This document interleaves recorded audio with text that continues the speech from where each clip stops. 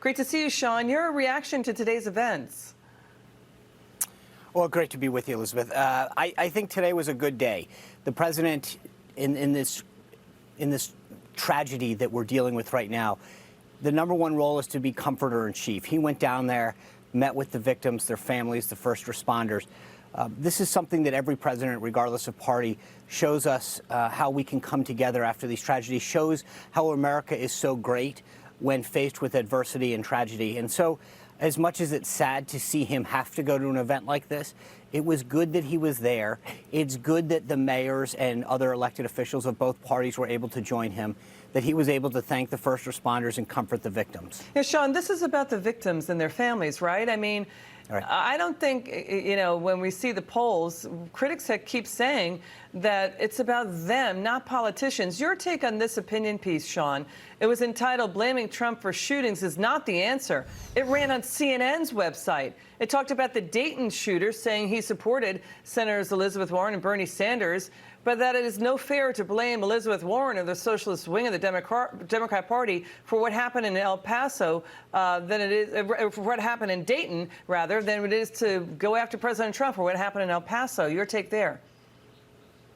I think it's a couple things. Number one, I think the point you made right off the bat is important. Today was about the victims and their families. The idea that people are out there protesting really doesn't settle well with me. We obviously have a right to do it in this country. But for those people who were out there protesting, they were frankly taking away from the honor and sacrifice that these victims made and the ability for their families to have the focus placed on their lives. And so as much as I respect the First Amendment, and obviously they have a right to do it, I really do think it takes away from what the ultimate goal today was supposed to be about. Secondly, I think that you're right. The problem that's so funny as conservatives is when the congressional baseball game shooting happened, practice, and it was a Bernie Sanders supporter, we said nothing. When the Dayton shooter happened and it was blamed on Elizabeth Warren and Antifa writings, we said nothing. Not because of any altruistic reason, but because I don't believe that Elizabeth Warren or Bernie Sanders have anything to do with this.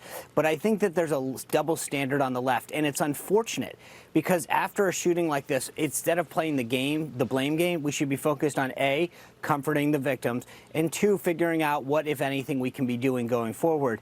And instead of joining with President Trump, this was, I thought, interesting from an analytical standpoint. Number one, the Democrats and the left said the president should strike the right tone. He should call out the racism and anti-Semitism, et cetera, and all hate. He did multiple times. He did exactly what they said. 2, they said that he should be offering some degree, some way forward. He did that too. If I were a Democrat, I'd jump on the bandwagon and say, Mr. President, let's keep this way, this thing going. Let's follow up on the rhetoric in a very positive way, as you just demonstrated. And 2, let's get the policy piece moving forward. Right. Instead, they try to play. That's what the president is talking about. Right. He's talking about even gun reform. And we know that Senator Mitch McConnell is launching a new working group in the Senate led by Lindsey Graham, Lamar Alexander, and Senator Roger Wicker. What's really striking about this, Sean, I want your take on this.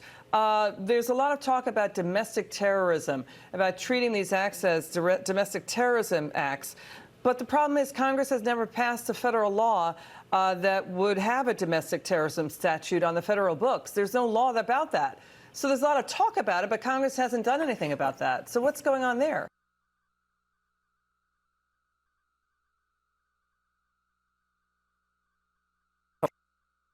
Right? In my mind, a terrorist does something intentionally to hurt people. In most of these cases, I think, and I'm no doctor, but I think there's something very wrong if you shoot 20 innocent civilians, including a family member. There is a sickness involved in you. There is something culturally that is allowing you to think that this is an acceptable form of behavior. We're not looking at the root cause. Why are people either killing themselves and the suicide rate going up, especially among veterans, or killing others? We're figuring out what to do after the fact. That is such a Washington reaction.